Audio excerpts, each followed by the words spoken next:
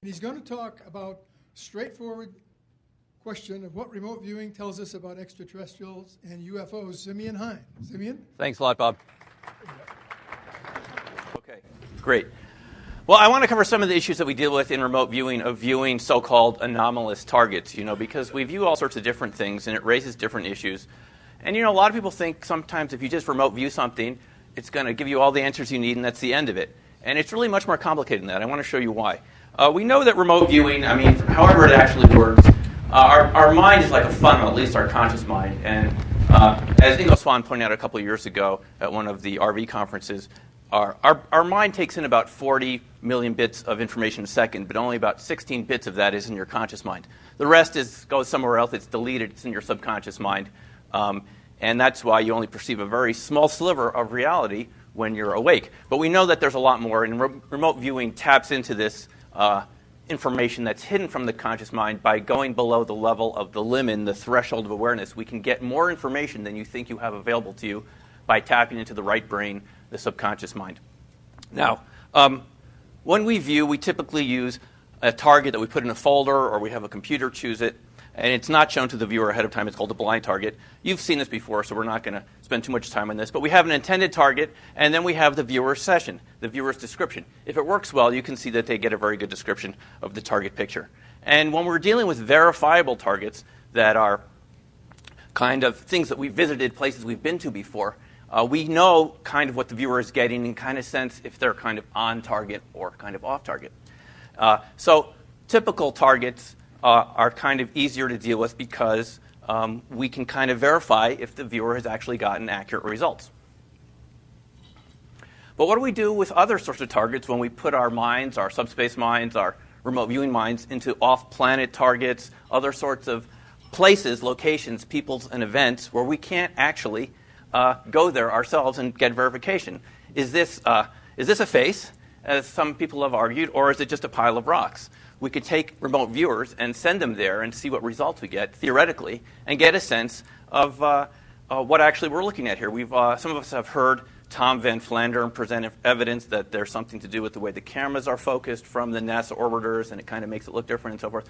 But this is the type of question we want to look at when we're viewing so-called anomalous targets. Now, there are three phases of viewing anomalous targets or extraterrestrial types of information that I can perceive, and this is very basic. We have SRI and unofficial military projects from folks like Pat Price and Ingo Swann and others. And again, those are unofficial projects. They're just things that were done on their own for their own interest, from my knowledge. We have post-military civilian projects like what occurred at the Farsight Institute, which I was a participant in, which included off and on-planet extraterrestrial activity. A lot of those themes were continued from former military viewing unofficial projects that folks there had gotten interested in. And the third phase that I can perceive most recently are UFO crash retrievals, including, and there are probably more than this, Devil's Hole crash in Nevada in 1949 that some prospectors saw, and the Desert Range Experimental Station in Utah from 1953, which we'll look at in a second. So if we look at Pat Price here in the center, he was a very accurate viewer, one of the most accurate viewers that most people will ever know. And in this, just to give you a sense of what he could do, at this target site from Semipalatinsk, the so-called Peanut site, he was able to view this gantry crane. And Russell Targ and Paul Smith can tell you more about this, but he was able to actually see this site that the CIA was very interested in. Now, the CIA artist had drawn this sketch here, and he was able to reproduce it. He actually said, apparently, that he was lying down and could see this big crane going over him. Then he went into a building nearby that no one had information about. And he died then later on. A few years later, apparently, an agent was able to go into that building and describe things that Pat Price had seen, which no one had seen yet. So we know he wasn't just viewing the feedback. He actually was at the target site, in a sense, and was able to walk around and get information. Now, apparently, according to the story, he was able to, one day he came in and he said that he had perceived 4 different extraterrestrial bases. I think it was to Russell, one of which was at Mount Hayes, Mount Zeal in Australia, and Zimbabwe, and a site in the Pyrenees. He said these were actually extraterrestrial bases with different functions, one of which was rest and recreation. Another of these bases was a site for training and so forth. Now, other viewers later viewed this same locations and came to different conclusions. Mel Riley did see a person at a control panel, and another viewer who I talked to said that these were correct locations, but that these were actually over-the-horizon radar installations. They were not extraterrestrial. So what are you going to do with this? We have one viewer, very good, top-notch viewer, who says that these are extraterrestrial bases. Another viewer, equally good, or perhaps in the same league, says that ththese are actually U.S. military installations. So it really doesn't resolve what they actually are, but apparently the locations are correct. Then we had some of Ingo Swann's viewings. Ingo, seen here in the center, one of the first, I would say, kind of off-planet viewing projects that I know about. He was able to view Jupiter before the Voyager mission got out there, was able to describe features of Jupiter that had not been perceived yet, including rings. And later on, Voyager did perceive that. So it showed that remote viewing does work even at very large distances. He later wrote a book called Penetration about extraterrestrial activity on the moon, which he said he was commissioned to view for a secret intelligence agency. It's a very good book if you can get a hold of it. It's out of print. The events took place, I believe, in 1977, and he wrote the book in 1998.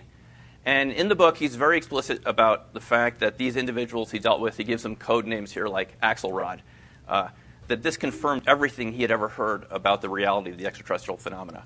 Now, curiously enough, for reasons I don't understand, he won't talk about this topic anymore on the radio or even at the conferences. There could be a good reason for that, but this is the last we know about his activities. Viewing the moon, he saw extraterrestrial activity. They didn't tell him this was extraterrestrial, but he was able to discern this from the types of information he was getting. Now, this could confirm what we've seen over the years in terms of pictures of what appear to be structures on the moon. Perhaps this is what he was viewing. But it's a sort of thing that you can use remote viewing to do to see if it can confirm information that you're getting from other sources.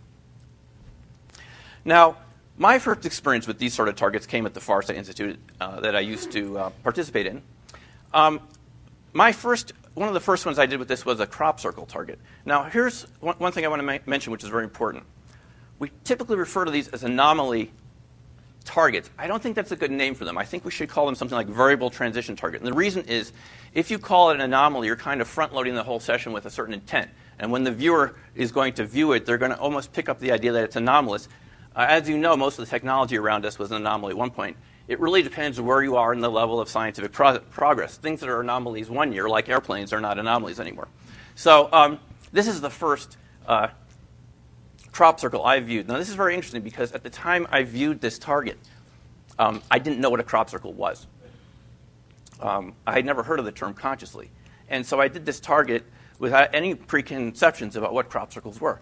And what I got were these individuals on the ground with a circle, kind of hills behind, and energy kind of moving in and out.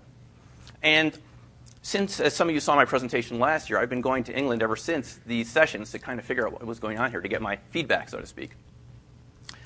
This actually turned out to be a very accurate session.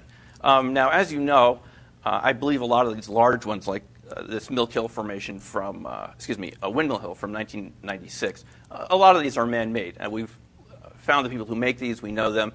I actually think I can now identify the individuals that I drew here in the P3, which is kind of astounding because I haven't had very many sessions where I actually could name the individuals in the drawing. But I think I actually know who these individuals are now. And yet here I'm doing this. It took me years to figure out what was actually going on here, and yet I can identify it. So I think this actually is a very early, correct session, very accurate data. It seems to be individuals on the ground. A lot of work went into this site. The beings are figuring something out, focus of intention, so forth. And so that shows you can get some, even these targets that are so-called anomalous, if you spend some time doing some research, you can actually get information, and they're not so anomalous anymore.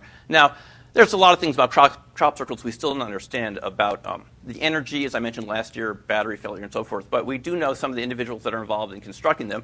And so this isn't really quite an anomalous target in the same way it was when I did it in 1996. I think you see my point.